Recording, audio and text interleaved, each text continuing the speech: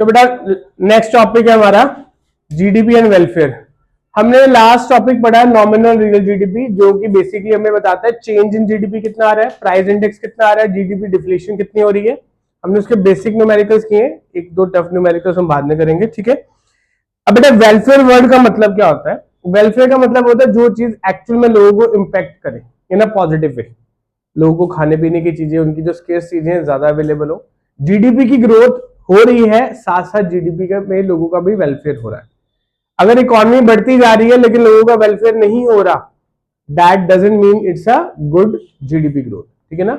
जैसे for example कोई country है जिसकी जीडीपी बढ़ रही है, जैसे वो कोरिया कंट्री कौन सी है, साउथ कोरिया के नॉर्थ कोरिया, नॉर्थ कोरिया, उनकी जीडीपी साइज बड़ा है, ठीक है ना, लेकिन वहां के लोगों का वेलफेयर नेक्स्ट टू जीरो है। तो इसका मतलब having a bigger chunk of money, having a bigger chunk of output doesn't only matter, ठीक है। प्राइजेस को इन्फ्लेट करना doesn't only matter, उसकी डिस्ट्रीब्यूशन लोगों तक ही पहुंचना। तो वेलफेयर में दो पॉइंट्स आते हैं। पहला तो रियल जीडीपी, क्या आता है? Real GDP is a main factor. Output increase होगी तो वेलफेयर इंक्रीज होगा। दूसरा डिस्ट्रीब्यूशन ऑफ इनकम, दूसरा क्या आता है? Distribution of income. अगर हम जीडीपी के अंदर हम कह रहे हैं आउटपुट भी बढ़ रही है, गुड्स भी बन रहे हैं, लेकिन वो अवेलेबिलिटी किन लोगों को है, ये भी बहुत बड़ा फैक्टर है। अगर सिर्फ अल्ट्रा रिच और रिच या टॉप 5%, 10%, 20% लोगों को ये चीजें अवेलेबल है, बाकी 80% को अवेलेबल ही नहीं हो सकती, तो इसका मतलब वहां पे common welfare as a macro economics नहीं हो रहा, ठीक है ना। तो ये जो पहली प्रॉब्लम है, ये तो दुनिया में मोस्टली कंट्रीज में सॉल्व होगी कि आउटपुट को भी बढ़ाने पे कोशिश की जाती है, लेकिन ये एक बहुत बड़ा गैप है आज भी हर कंट्री में। इंडिया में भी आप देख लो कितने लोगों के पास एवरेज इनकम से ज्यादा इनकम है। व्हाट इज द एवरेज पर कैपिटल इनकम इन इंडिया? 10, 11, 12,000, अब शायद 16,000 हो गया, नया डाटा है, ठीक है ना। लेकिन कितने लोगों के पास 16,000 से, and it is the data which says only 10 to 12% of people there जिनके पास इससे ज्यादा इनकम है मंथली पर पर्सन इन अ फैमिली। ऐसे ना जनरल एवरेजेस होती है ना, हम एवरेज निकालते हैं। जैसे फॉर एग्जांपल अब तेरे से पूछा जाए, तेरे पेपर हुए फॉर एग्जांपल 5 सब्जेक्ट्स के हुए, कौन से नंबर बताएगा इसमें सबसे ज्यादा? जैसे लेट से हम चलो मैथ्स, साइंस, इंग्लिश, पंजाबी हुआ, इसके मैथ्स में 90 नंबर आए, इस सबको कितने बताएगा? 90। ये इसका जी दुश्मन है, इससे पूछा जाए इसके कितने नंबर आए, वो बताएगा सबसे कम वाले। तो इसका मतलब इकोनॉमी में अच्छी चीजें भी होती हैं, बुरी चीजें भी होती हैं। हम अपनी रिप्रेजेंटेशन अच्छी से करना चाहते हैं, दूसरों की रिप्रेजेंटेशन बुरी से करना चाहते हैं। तो that's why the concept of averages are there, कि हम एवरेज निकाल लें और सबकी एवरेजेस बताई जाए, और वो एग्जैक्ट होगी नहीं होगी वो मैटर नहीं करता, क्योंकि हम मैक्रो की बात कर रहे हैं, माइक्रो की बात नहीं कर रहे। तो वेलफेयर के अंदर एक रियल जीडीपी यानी आउटपुट बेस्ड जीडीपी होनी चाहिए, और डिस्ट्रीब्यूशन पे चेक होना चाहिए, इसलिए टैक्सेस का सिस्टम बना हुआ है। ज्यादा लोगों से, ज्यादा अमीर लोगों से कितना क्या लिया जाता है? टैक्स लिया जाता है, ठीक है ना। तो टैक्सेस ज्यादा देने से उससे सब्सिडीज और सोशल प्रोग्राम्स को क्रिएट किया जाता है। वो सोशल प्रोग्राम्स और टैक्सेस जो हमने पढ़े थे गवर्नमेंट बजट में, they are meant for having a regional distribution of the income among the country. कुछ लोग ज्यादा पैसे कमाते, उनसे पैसा लेकर दिया जाए। There are many other ways, that is one of the way. लिखो अब इसके बारे में, नहीं लिखो रियल जीडीपी, ये तो समझाया मैंने कि ये दो पैरामीटर सबसे इंपॉर्टेंट है। लिखो real GDP is considered as index for, real GDP is considered as index for welfare of the people. Real GDP is considered as index for welfare of the people. अब welfare of people होता क्या? लिखो welfare of people is measured in the terms of, किस चीज से measure होता है? Welfare of the people is measured in the terms of, welfare of the people is measured in the terms of, किसमें होता है बताओ? आउटपुट। किसमें होता है? देखो in terms of availability, output bracket में availability, in the terms of output bracket में availability of goods and services per person। total goods and services की बात भी नहीं हो रही, सब लोगों के बीच में कितने गुड्स एंड सर्विसेज अवेलेबल हो रहे हैं, इसकी बात हो रही है। Availability of goods and services per person, ठीक है। देखो next line, as the level of output increases in the economy, इसी का नेक्स्ट पॉइंट, हाँ, as the level of output increases in the economy,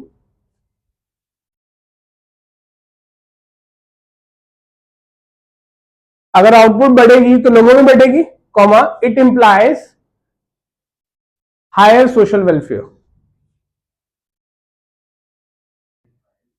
higher social welfare.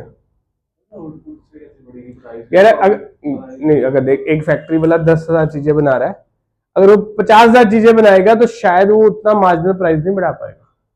Output बढ़ने से लोगों को चीजें ज्यादा जल्दी मिले, ज्यादा फैक्ट्रीज लगाना, ज्यादा लोग सप्लाई चेन में पार्ट बने। गवर्नमेंट का फोकस डिमांड बढ़ाने पे भी होना चाहिए, लेकिन गवर्नमेंट का फोकस ज्यादा किस पे होना चाहिए, सप्लाई बढ़ाने पे होना चाहिए, ठीक है ना भाई, समझ, ठीक है। नेक्स्ट लिखो, higher growth rate of GDP, higher growth rate of GDP is always the focus of economic planners, always the focus, कोशिश होती है कि हम ज्यादा से ज्यादा कर सकें, प्लानर्स,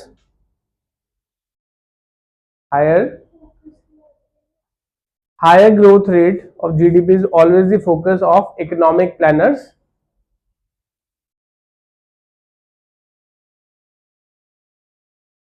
ठीक है, फुल स्टॉप, ठीक है।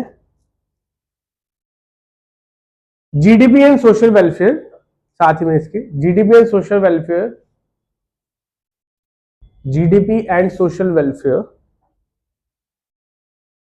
शुड गो साइमल्टेनियसली, जैसे जैसे जीडीपी बढ़ रही है सोशल वेलफेयर पे वैसे ही बढ़ना चाहिए।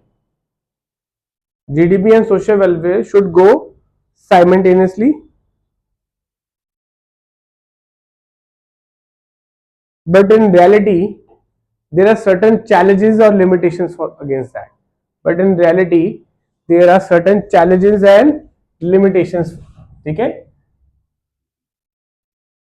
तो जीडीपी कहना क्या चाह रहे हैं कि हमारी जीडीपी बढ़ती है, उसके साथ साथ क्या बढ़ना चाहिए, हमारा वेलफेयर बढ़ना चाहिए। हमारी जीडीपी बढ़ती है, उसके साथ साथ क्या बढ़ना चाहिए, हमारा वेलफेयर बढ़ना चाहिए। But this is not always the case कि जीडीपी बढ़े और वेलफेयर भी बढ़े, sometime welfare doesn't goes together.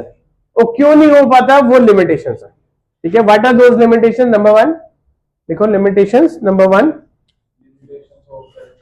लिख लो, limitations of GDP as a index of welfare, limitations of GDP as index of welfare.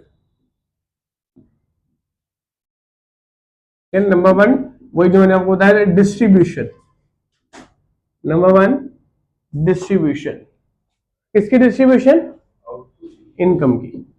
Output तो चलो नहीं मैयर होती, इनकम मैयर होती है ना, इनकम डिस्ट्रीब्यूशन अलग अलग है। लिखो इसके अंदर,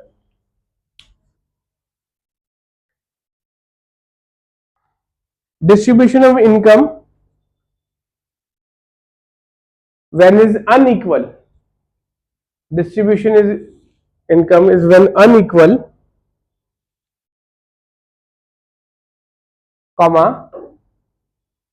it fails to reflect a rise in social welfare,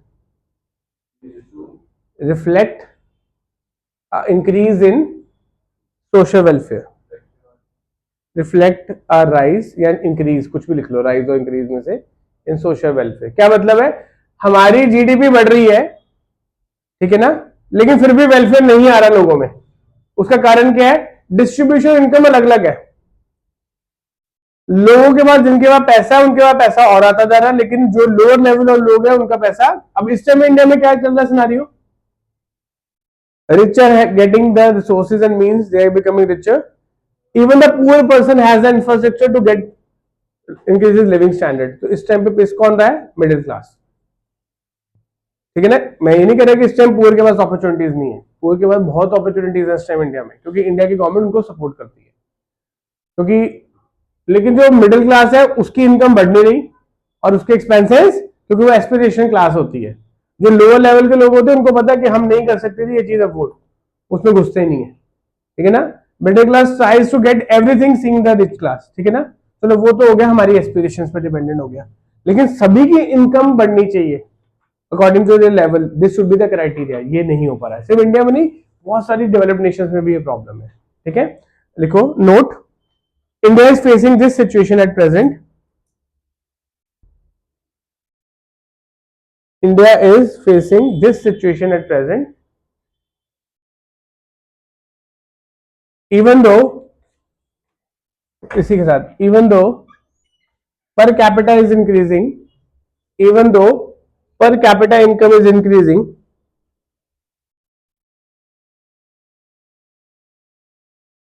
but starvation can be seen in the corners of country. Even though per capita is increasing, but starvation can be seen in the corners of country. Per capita बढ़ रहा है लेकिन फिर भी starvation हो रही है बहुत जगह। ठीक है, तो starvation can be seen in the corners of country. Next point, composition of GDP. Composition of GDP,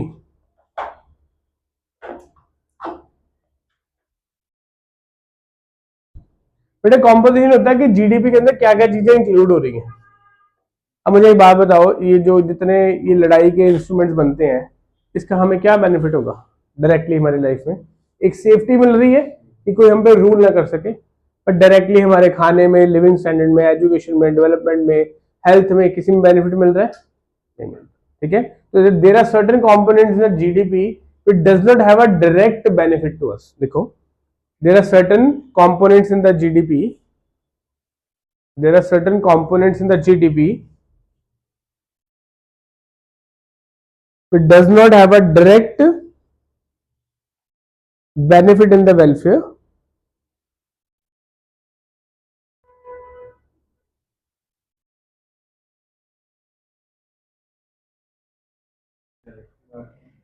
does not contribute any direct benefit to the welfare of people, comma, it indirectly supports our life, it indirectly supports our life। ठीक है, example, support our life. ठीक है ना बेटा, देखो सिर्फ war की बात नहीं होती, पुलिस के ऊपर जो खर्चा होता है वो किस लिए होता है? लॉ एंड ऑर्डर बना रहे, लोग आपस में भी ना लड़े। ठीक है ना, तो एग्जाम्पल लिखो, expenses on production of defence goods, expenses on production of defence goods. ठीक है, चलो थर्ड पॉइंट आ जाओ, चार है इसके, उसके बाद बंद कर देंगे। Non monetary exchanges, non monetary exchanges का एक बहुत बड़ा नुकसान है। ठीक है, नॉन मॉनेटरी का मतलब क्या हुआ? एक तरह का बैटर चल रहा है। क्या चल रहा है? अभी भी कुछ कॉर्नर्स ऑफ कंट्री में या कुछ एरियाज में या कुछ जगहों पे, या हम भी कभी कभी हम बिना पैसों के भी लेन देन कर लेते हैं। ठीक है, देखो, समटाइम्स और इन सम प्लेसेस, प्लेसेस कौन सी होंगी? Generally rural areas. समटाइम्स और in some places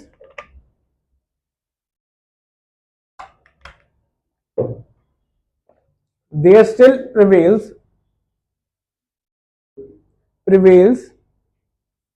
barter system, there still prevails, THEIR वाला there, still prevails barter system,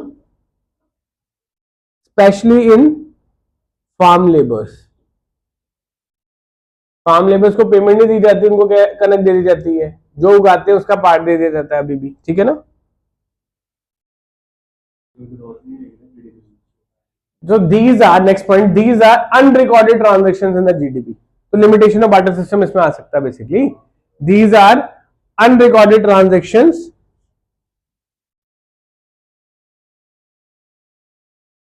in the GDP. तो इससे जीडीपी की लिखो, it leads to under estimation of GDP. It leads to under estimation of GDP की value कम आ रही है, जीडीपी की वैल्यू कम आ रही है। बेटा लोगों को तो कहते हैं, लोग इसलिए नहीं करते, टैक्स बचाना है, खर्चे बचाना है, सरकार की नजरों से बचना है, ठीक है ना। It leads to under estimation of GDP. Under word जो लिखना, या लोअर वैल्यूएशन ऑफ जीडीपी भी लिख सकते हो, ठीक है। आगे लिखो, ये चौथा पॉइंट, एक्सटर्नैलिटीज।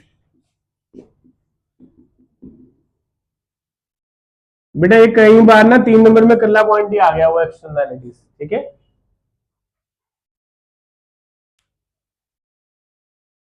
लिखो, इसका पहले मीन लिखो। लिखो, it refers to the, externalities refers to the good and bad impact, अच्छा और बुरा effect. It refers to good and bad impact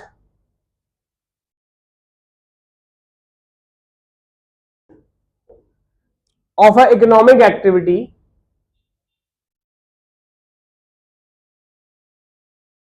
without paying the price or penalty for that, without paying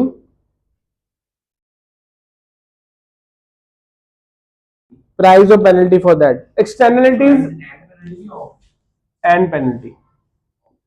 externalities बेटा positive भी होती है, externalities negative भी होती है, यानी वो फैक्टर्स जो इकोनॉमी के लिए अच्छे भी हैं, वो जो बुरे भी हैं। अब इसको ना पहले सुन के समझो, देखो penalties in the economy for that, या तो ठीक है। देखो जैसे फॉर एग्जांपल हम लोग कहीं पे रह रहे हैं, या कोई ऑफिस है, कोई एरिया है, अब उसके आसपास कोई बहुत अच्छा गार्डन बना है, कोई क्लीन एयर के लिए कोई सिस्टम बना हुआ है, तो उससे क्या होगा, एयर साफ होगी, एस्थेटिक सेंस बढ़ेगी, हेल्थ इश्यूज कम होंगे। तो इसका मतलब कुछ ऐसे फैक्टर्स जो कि हमारे लाइफ को, हमारे वेलफेयर को बेटर करते हैं। वेलफेयर डजंट ओनली मींस खाना पीना या पैसा होता है, वेलफेयर मीन हेल्थ भी तो होता है। तो कुछ एक्सटर्नैलिटीज ऐसी होती हैं जो कि पॉजिटिव वे में वर्क करती है, ठीक है ना, बट कुछ बैड वे में वर्क करती है। जैसे हमारे आसपास मैंने कहा गार्डन है, बहुत अच्छी हमें हवा दे रहा है, हमारी हेल्थ अच्छी रह रही है उससे। हमारे आसपास कोई डैम बना हुआ है, उससे हमारी हेल्थ अच्छी होगी कि खराब होगी, खराब होगी। तो इसका मतलब ये कुछ ऐसे फैक्टर्स है कि हमारी जहां लिविंग कंडीशंस है, जहां प्रोडक्शन, तभी तो गवर्नमेंट कहती है बेटा फिर एक पॉजिटिव चीज है आपके पास, एक नेगेटिव चीज है आपके पास। मैं कह रहा हूँ आपके पास दोनों एक्सटर्नैलिटीज है फिर उस टाइम पे, ये तो ना लिखा कि कहीं पे एक ही होती है, दोनों भी तो हो सकती है ना। यानी वो अदर फैक्टर्स जो वेलफेयर में कंट्रीब्यूट करते हैं, शायद जिनको कभी कंसिडर नहीं किया जाता, जिनकी कभी वैल्यू नहीं लग सकती, ठीक है ना। जैसे आप लोगों को मैंने बोला बेटा पढ़ना है, लेकिन किसी का मन खराब है, अब क्यों खराब है ये नहीं ना पता, ठीक है ना। There are many reason to different things, ठीक है।